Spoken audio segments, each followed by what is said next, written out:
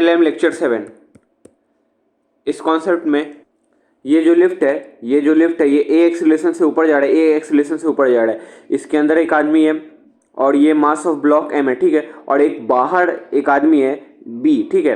तो with respect to ground, जो ground पे खड़ा है आदमी उसके रिस्पेक्ट में निकालेंगे तो ये मास है, ये मास जो है नीचे अपना mg फोर्स लाएगा, और क्योंकि ये लिफ्ट के कांटेक्ट में है तो उस पर एक लिफ्ट के द्वारा इस ब्लॉक पे एक नॉर्मल फोर्स n लगेगा, ठीक है, और ए एक्सीलरेशन से ऊपर जा रहा है। तो एक्सीलरेशन का डायरेक्शन और नॉर्मल का डायरेक्शन सेम है, मतलब नॉर्मल ज़्यादा है, ठीक है। तो normal minus M G equal to M A, तो N equal to M G plus M A आ गया, ठीक है। ये तो निकाले थे विद रिस्पेक्ट टू आदमी जो कि ग्राउंड पे था, ठीक है। अब विद रिस्पेक्ट टू लिफ्ट निकालेंगे, और उसके अंदर जो आदमी है ए उसके रिस्पेक्ट में निकालेंगे। तो ये जो एम मास का ब्लॉक है नीचे अपना फोर्स एम जी लगाएगा, इसके ऊपर नॉर्मल लगेगा, और क्योंकि जो लिफ्ट में इसको देख रहा है उसको तो ये रेस्ट पे दिखेगा ना, तो रेस्ट पे दिखेगा तो एक्सीलरेशन जो है इसका 0 हो जाएगा। तब इसका इक्वेशन लिखेंगे तो n minus M G equal to 0, तो n equal to M G आ जाएगा। तो एक इक्वेशन के अनुसार n equal to M G आएगा और एक के अनुसार n equal to M G plus M A आएगा, तो ये दोनों में कॉन्ट्राडिक्शन हो जाएगा, तो ये गलत हो जाएगा। तो इसी को सही करने के लिए इसमें क्या करेंगे कि एक्सीलरेशन जिस डायरेक्शन में है उसके उल्टा डायरेक्शन में एक फोर्स दे देंगे जिसको सीडो फोर्स कहेंगे। जैसे इसमें एक्सीलरेशन जो है वो इस डायरेक्शन में था, तो इसके अपोजिट डायरेक्शन में इसको एक सीडो फोर्स दे देंगे, और वो सीडो फोर्स होगा M A, mass of block into acceleration of lift, ठीक है। तो एम ए हो गया। तो अब इसका इक्वेशन लिखेंगे तो ये नीचे अपना एम जी फोर्स लगा रहा है, यहाँ नॉर्मल लग रहा है, ठीक है। अब एक नीचे डाउनवर्ड एक और फोर्स एम ए दे दिए जो कि सीडो फोर्स है, अब इसका इक्वेशन लिखेंगे तो N equal to M G plus M A आ जाएगा, और ये दोनों जो रिजल्ट है ये मैच कर जाएगा। तो ये सीडो फोर्स का कॉन्सेप्ट था, ठीक है। अब सीडो फोर्स जो है वो होता है, उसका फॉर्मूला क्या होता है, minus mass of block into acceleration of observer, mass of block into acceleration of observer, और इसमें माइनस इसलिए दिया हुआ है क्योंकि अपोजिट डायरेक्शन में लगता है, ठीक है। इसको minus mass of block into acceleration of non inertial frame भी कह सकते हैं, ठीक है।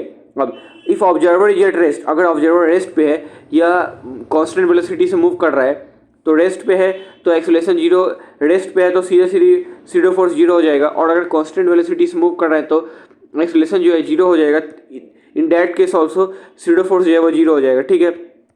ये समझ गए। अब नॉन इनर्शियल फ्रेम क्या होता है, वो फ्रेम जिसमें न्यूटन लॉ ऑफ मोशन जो है फेल कर जाता है। जैसे उसमें विद रिस्पेक्ट टू लिफ्ट निकाले थे तो वहाँ पे Newton law of motion fail कर रहा था, तो नॉन इनर्शियल फ्रेम जहाँ पे न्यूटन लॉ जो है वो फेल कर जाता है और डायरेक्टली नॉट एप्लीकेबल होता है। All the accelerated frame with respect to ground, जो भी फ्रेम का एक्सीलरेशन है वो नॉन इनर्शियल फ्रेम होगा, ठीक है। अगर एक्सीलरेशन है तो नॉन इनर्शियल, ठीक है। और अगर इनिशियल फ्रेम वो हो गया जहाँ पे न्यूटन लॉ ऑफ मोशन जो है वैलिड है और कांस्टेंट वेलोसिटी से मूव कर रहा है या रेस्ट में है और या एक्सीलरेशन 0 है, अगर कांस्टेंट वेलोसिटी से मूव कर रहा है तो वो इनर्शियल फ्रेम होगा, ठीक है। नेक्स्ट, जैसे इस क्वेश्चन में ये बस जो है आगे ए एक्सीलरेशन से मूव कर रहा है और यहाँ पे एक रस्सी जो है थीटा डिग्री बना रहा है वर्टिकल से, तो यहाँ पे इसका फ्री बॉडी डायग्राम बनाएंगे तो ये जो है ये टेंशन हो जाएगा, इधर इसको कंपोनेंट तोड़ेंगे तो इधर टी कॉस थीटा इधर टी साइन थीटा और नीचे ये अपना फोर्स एम जी लगाएगा, ठीक है। तो टी कॉस थीटा और एम जी जो है कैंसिल हो जाएगा, तो T cos theta equal to M G और T sine theta equal to पीछे जो है कोई फोर्स नहीं लग रहा है तो directly T sine theta equal to M A हो जाएगा, ठीक है। ये हो गया। अब अगर ये ए एक्सेलरेशन से मूव कर रहा है, ये कब देखे, जब ये इसके रिस्पेक्ट में देख रहे हैं, जब ऑब्जर्वर ये है, जब ऑब्जर्वर ग्राउंड पे है और रेस्ट में है तब ये था। अगर ऑब्जर्वर को जो है बस के अंदर ही बैठा देंगे तब क्या होगा, अगर बस के अंदर ही ये है तो T cos theta equal to M G, ये तो जैसे पहले था वैसे होगा, लेकिन यहाँ पे टी साइन थीटा आगे तो लगेगा लेकिन पीछे जो है कोई फोर्स ही नहीं लगेगा क्योंकि इसके रिस्पेक्ट में तो ये रेस्ट पे है तो एक्सेलरेशन 0 हो जाएगा। तो इसके अनुसार अगर सीडो फोर्स नहीं लगाते तो T sine theta equal to 0 होता है, जिसके कारण सब चीज़ खराब हो जाए। इसलिए यहाँ पे एक सीडो फोर्स लगाएंगे, एक्सेलरेशन इस डायरेक्शन में है तो इसके अपोजिट डायरेक्शन में एम ए जो है यहाँ पे सीडो फोर्स लगा देंगे, तब T cos theta equal to M G, ये तो पहले भी वैलिड था अब भी वैलिड है, लेकिन पहले T sine theta equal to M A था और अब T sine theta equal to M A ही हो जाएगा, तो दोनों इक्वल हो जाएगा। तो सीडो फोर्स लगाने से ये इक्वेशन एनएलएम जो है सही हो जाएगा, ठीक है। अब इस क्वेश्चन में यहाँ पे ये एम मास का एक ब्लॉक है और इसमें आगे फोर्स लग रहा है एफ और यहाँ पे इसका एक्सेलरेशन जो है वो 10 दिया हुआ है। तो अगर सीधे सीधे इसका इक्वेशन लिखेंगे तो F equal to M A आ जाएगा, जो कि एक्चुअल है, F equal to M A आ जाएगा, ठीक है। लेकिन अगर ये एक कार्ट है जो कि a2 एक्सेलरेशन 4 मीटर पर सेकंड स्क्वायर से आगे जा रहा है और उस पर एक आदमी है ए, अगर इसके रिस्पेक्ट में लिखेंगे तो इसके रिस्पेक्ट में एफ ये जो है ये इसका एक्सेलरेशन 10 है, इसका एक्सेलरेशन 4 है, तो रिलेटिव एक्सेलरेशन क्या हो जाएगा 10 माइनस 4 6। तो इसको जो इक्वेशन लिखेगा वो F equal to M into A minus A two दिखेगा। तो F equal to M A भी होगा, F equal to M into A minus A two भी होगा, ये दोनों नहीं हो सकता, ये एक को गलत होना पड़ेगा, तो ये गलत होगा। अब इसमें जो है सीडो फोर्स लगाएंगे और सीडो फोर्स होता है मास of block into acceleration of army. तो इसमें सीडो फोर्स लगाएंगे तो इस डायरेक्शन में इसमें सीडो फोर्स लगाएंगे मास ऑफ ब्लॉक जो कि एम है और एक्सेलरेशन ऑफ ऑब्जर्वर, यहाँ पे ऑब्जर्वर जो है ये आदमी है और इसका एक्सेलरेशन जो है a2 है, तो एम a2 यहाँ पे सीडो फोर्स लगेगा, ठीक है। इस वाले को मत लगा देना, एम a2 को लगाना, ठीक है। अब इसका फ्री बॉडी डायग्राम बनाएंगे तो इसमें आगे एक्सेलरेशन लग रहा है a माइनस a2 और आगे ही फोर्स लग रहा है f और पीछे लग रहा है m a2। तो f minus M a2 equal to M into A minus a2, तो f इक्वल टू एम आ गया। तो एक्चुअल रिलेशन जो था अब रिजल्ट मैच हो गया, तो ये इसका आंसर हो गया, कंफर्म हो गया, ठीक है। अब जैसे ये याद रखना है कि जो सीडो फोर्स है वो mass of block into acceleration of man होगा, mass of block into acceleration of M होगा। जैसे ये कार्ट जो है a1 एक्सेलरेशन से आगे जा रहा है, इस पे एक ब्लॉक रखा हुआ है m1 मास का। ये कार्ट जो है ये आगे a2 एक्सेलरेशन से जा रहा है, इस पे एक आदमी है m2 मास का। तो what with respect to man what will be the value of pseudo force? तो सीडो फोर्स होगा mass of block m1 into acceleration of observer जो कि मैन है, तो a2, इसका एक्सेलरेशन जो है a2 है, तो m1 इंटू a2 हो जाएगा, m1 इंटू a2 इसका आंसर हो जाएगा, ठीक है। नेक्स्ट, जैसे अब ये जो गुब्बारा है ये ऊपर a एक्सेलरेशन से जा रहा है 5 मीटर पर सेकंड स्क्वायर से और इस पे एक आदमी है 20 kg मास का, और ये गुब्बारा a2 एक्सेलरेशन 8 मीटर पर सेकंड स्क्वायर से जा रहा है और इस पे 10 kg ब्लॉक का मास रखा हुआ है, ठीक है। तो सीडो फोर्स क्या होगा? सीडो फोर्स होगा mass of block into acceleration of army. तो यहाँ पे ब्लॉक का मास क्या है 10 kg और आदमी का एक्सेलरेशन जो है 5 है, तो 10 इंटू 5 50 इसका आंसर हो जाएगा, ठीक है। ये कॉन्सेप्ट समझना था, pseudo force equal to mass of block into acceleration of army, ठीक है। अब इस क्वेश्चन में ये इंक्लाइन प्लेन दिया हुआ है, यहाँ पे ये मास m है और इसका मास 2m है और ये a एक्सेलरेशन से आगे जा रहा है। तो पूछ रहा है what should be the acceleration of wedge so that block remains at rest with respect to wedge. तो इसका फ्री बॉडी डायग्राम बना लेते हैं, ठीक है। तो ये m मास का ब्लॉक है, तो ये इस पे इंक्लाइन प्लेन पे इधर जो है फोर्स लगता है वो mg साइन थीटा लगता है, इधर mg कॉस थीटा लगता है, ठीक है।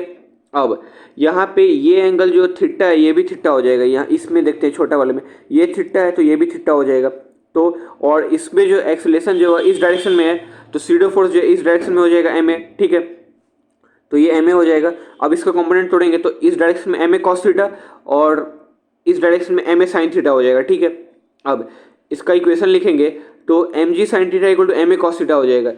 ये इसको रेस्ट ही पे डालना है, इसको रेस्ट पे डालना है, तो ऊपर नीचे से मतलब नहीं है, इसको लेफ्ट राइट से मतलब है कि रेस्ट ही पे डाले। तो ma cos theta equal to mg sine theta. अब इसको सॉल्व करेंगे तो acceleration equal to g tan theta आ जाएगा, ठीक है।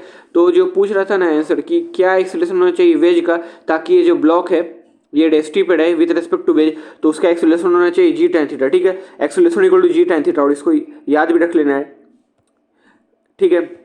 अब इस क्वेश्चन में ये इंक्लाइंड प्लेन का मास है 2m और ये ब्लॉक का मास है m और ये एक पुली से कनेक्टेड है और इस पे जो है m1 मास जो है वो लटका हुआ है। तो फाइंड m1 पूछ रहा है so that block of mass m remains at rest with respect to wedge.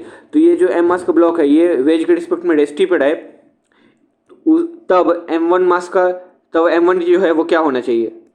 तो इसका फ्री बॉडी डायग्राम यहाँ पे देख लेंगे। तो यहाँ पे ये जो m1 मास है ये नीचे अपना फोर्स लगाएगा m1g और इसको अपोज करने वाला कोई फोर्स नहीं है, तो m1g minus 0 upon total mass क्या हो जाएगा, ये इंक्लाइन प्लेन और ये जो मास ऑफ ब्लॉक है इस पूरा को एक सिस्टम मान लेंगे तो इसका मास 3m हो जाएगा और इसका मास जो है m1 है, तो अपॉन 3m प्लस m1। और इस केस में जो एक्सेलरेशन है वो g tan थीटा है, इसको जो है याद रखना है, क्वेश्चन सॉल्विंग में काम आएगा। तो acceleration equal to g tan theta, तो acceleration equal to m dash g upon 3m plus m dash equal to g tan theta को इक्वेट कर देंगे तो यहाँ से m1 का जो वैल्यू है रिक्वायर्ड वैल्यू निकल जाएगा, ठीक है।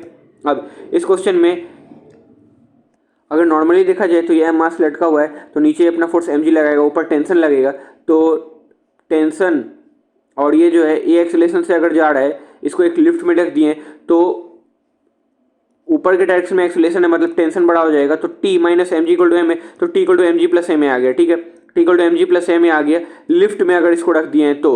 और ये तो कब आ गया T equal to M G plus M में, जब ग्राउंड के रिस्पेक्ट में देख रहे हैं, जब ग्राउंड के रिस्पेक्ट में देख रहे हैं। तो अब ये जो ऑब्जर्वर है इसको लिफ्ट के अंदर ही डाल देंगे, लिफ्ट के अंदर ही डाल देंगे। तो विथ रिस्पेक्ट टू लिफ्ट, तो यहाँ पे ऊपर टेंशन लगेगा, नीचे एम जी लगेगा। तो यहाँ पे जो एक्सेलरेशन जो है इस डायरेक्शन में है, तो सीडो फोर्स जो है उल्टा डायरेक्शन में यहाँ एम ए लगा देंगे। तो T equal to M G plus M A आ जाएगा। ठीक है, T equal to M G plus M A आ जाएगा। तो अगर m कॉमन ले लेंगे तो T equal to M into G plus A आ जाएगा। और ये जी प्लस ए है, ये जी इफेक्टिव है, ये जी इफेक्टिव है। तो इसको ऐसे भी लिख सकते हैं, tension equal to mass into G effective. ठीक है, अब ये याद रखना है कि अगर लिफ्ट जो है अगर वो ऊपर जा रहा है ए एक्सेलरेशन से, ऊपर जा रहा है ए एक्सेलरेशन से, तो जी इफेक्टिव हो जाएगा जी प्लस ए, ये पॉजिटिव हो जाएगा। जी इफेक्टिव जो है वो हो जाएगा जी प्लस ए। ऊपर जा रहा है ए एक्सेलरेशन से तो जी इफेक्टिव हो जाएगा जी प्लस ए। और अगर नीचे आ रहा है ए एक्सेलरेशन से तो जी इफेक्टिव हो जाएगा जी माइनस ए, जी इफेक्टिव हो जाएगा जी माइनस ए। ठीक है, अब इसको सीधे सीधे क्वेश्चन में अप्लाई करना है। जैसे यहाँ पे टी ये जो है ए एक्सेलरेशन से ऊपर जा रहा है, तो टी इक्वल टू सीधे एम इंटू जी इफेक्टिव कर देंगे। तो मास है 10 kg, 10 इंटू जी होता है 10, जी होता है 10 और 10 प्लस 2 लिफ्ट का एक्सेलरेशन, तो 10 इंटू 12। तो टेंशन जो है सीधे 120 आ जाएगा, टेंशन जो है वो सीधे 120 आ जाएगा। मतलब अब जो T minus M G equal to M A करते हैं उसकी जगह सीधे T equal to mass into G effective कर देंगे। ठीक है, अब इस क्वेश्चन में ये क्वेश्चन जो है मोशन इन प्लेन में भी देखे थे कि अगर एक कॉइन ड्रॉप कर रहे हैं टाइम 0 सेकंड पे और नीचे 24 मीटर हाइट ऑफ लिफ्ट है और ऊपर की तरफ एक्सेलरेशन 2 है, तो कितना सेकंड में जो है वो नीचे लिफ्ट को टच कर देगा। तो अगर काइनेमेटिक्स से सॉल्व करेंगे तो initial velocity of coin with respect to lift जो है वो 0 हो जाएगा, क्योंकि ड्रॉप करेंगे तो इनिशियल वेलोसिटी 0 हो जाएगा। Acceleration of coin with respect to lift निकालेंगे तो जैसे ही कॉइन हवा में आएगा उसका नीचे एक्सेलरेशन हो जाएगा -10, माइनस लिफ्ट का एक्सेलरेशन 2 है तो -12 आ गया। और displacement of coin with respect to lift जो है वो नीचे डाउनवर्ड -24 हो जाएगा। ऐसे कर UT plus half D square लगेंगे तो टाइम जो है वो 2 सेकंड हो जाएगा। तो ये तो काइनेमेटिक्स से हो गया, पर ये जो है सीडो फोर्स से जो है और भी आसान हो सकता है। जैसे यहाँ पे ए एक्सेलरेशन से ऊपर जा रहा है ना, तो जी इफेक्टिव हो जाएगा जी प्लस ए। तो यहाँ पे S equal to UT plus half T square में एक्सेलरेशन जो हम लोग यूज़ करते हैं 10, उसके जगह जी इफेक्टिव डाल देंगे। तो यहाँ पे 24 equal to G 0 plus half into, यहाँ पे नॉर्मली 10 डालते पर यहाँ पे 12 डाल देंगे, 10 प्लस 2 इंटू 2 स्क्वायर, तो टी जो टाइम जो सीधे 2 सेकंड आ जाएगा। ठीक है, और ये क्वेश्चन वैसे भी बन गया कि 24 मीटर हाइट ऑफ टावर से कॉइन को ड्रॉप करते हैं और नीचे की तरफ इसका एक्सेलरेशन जी इक्वल टू 12 है, 10 नहीं है।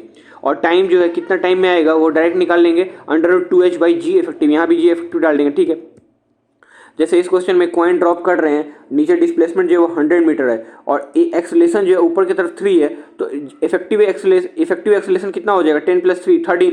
तो 100 इक्वल टू ड्रॉप किए इनिशियल वेलोसिटी 0 हो जाएगा, तो 0 plus half into 13 into T square, सीधे 10 प्लस 3 करेंगे तो जी इफेक्टिव आ जाएगा। तो और टाइम निकालना है तो √2h बाई जी इफेक्टिव, तो वैसे भी निकल जाएगा। ठीक है, अब नेक्स्ट क्वेश्चन ये प्रोजेक्टाइल वाला हो गया कि 100 मीटर पर सेकंड से किसी पार्टिकल को प्रोजेक्ट किए 37 डिग्री एंगल पे, तो इसका एक्स में कंपोनेंट हो जाएगा 80, वाई में कंपोनेंट हो जाएगा 60। ठीक है, तो पहले तो इसका टाइम ऑफ फ्लाइट जो है वो 12 सेकंड होता है, पहले इसका टाइम ऑफ फ्लाइट जो है वो 12 सेकंड होता है। पर इसको अगर एक लिफ्ट में डाल दिए जिसका ऊपर की तरफ एक्सेलरेशन जो है वो 2 है, तो यहाँ पे जी इफेक्टिव जो है वो हो जाएगा 12 आ जाएगा।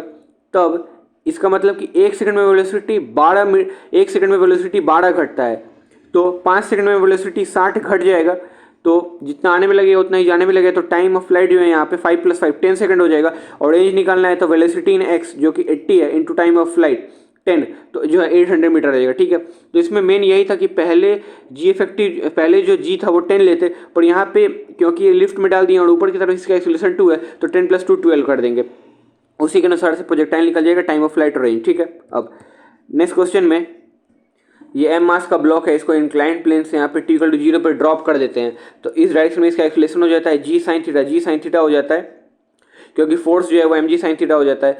और ये कितना देर में यहाँ पे आ जाएगा, तो यहाँ पे S equal to UT plus half H T square लगा सकते हैं कि एल डिस्टेंस है, एल इक्वल टू ड्रॉप किए तो इनिशियल वेलोसिटी 0 हो गया, तो 0 plus half into G sine theta into T square, तो ये आता है। अब इस पूरे सिस्टम को अगर एक लिफ्ट में रख देंगे और ऊपर की तरफ इसका एक्सेलरेशन होगा ए, तो जी इफेक्टिव हो जाएगा जी प्लस ए, तो यही इक्वेशन यहाँ भी लिखेंगे, लेकिन यहाँ चेंज ये हो जाएगा कि L equal to 0 plus half into G plus A sine theta हो जाएगा। ठीक है, इंटू टी स्क्वायर, तो आंसर आ जाएगा। ठीक है, अब इस क्वेश्चन में यहाँ पे ये याद रखना तो जरूरी नहीं है, पर याद रख सकते हैं कि अगर ये m1 मास का ब्लॉक है, m2 मास का ब्लॉक है और नीचे ये एम जी फोर्स लगा रहा है, तो टेंशन निकालना है। तो टेंशन का फॉर्मूला होता है 2 into M1 M2, 2 into M1 M2 upon M1 plus M2 into G, 2 M1 M2 upon M1 plus M2 into G. तो ये तो नॉर्मल केस में हो गया, पर अगर इसको एक लिफ्ट में रख दिए जिसका एक्सेलरेशन जो है ऊपर 2 है, तो इसका जी इफेक्टिव जो है, इसका जो जी इफेक्टिव है वो 12 आ जाएगा। मतलब नॉर्मल केस में यहाँ पे 2 M1 M2 upon M1 plus M2 लगाएंगे तो यहाँ पे जी है, यहाँ पे जो जी है वो 10 लेंगे, यहाँ जी है वो 10 लेंगे। लेकिन अगर एक लिफ्ट में रख देंगे जिसका एक्सेलरेशन ऊपर की तरफ 2 है, तो यहाँ पे जी जो है वो 12 लेंगे, यहाँ पे जी जो है वो 12 लेंगे। यही इसमें दिखाना चाहता था। ठीक है, तो लेक्चर 7 कंप्लीट हो गया। Thank you.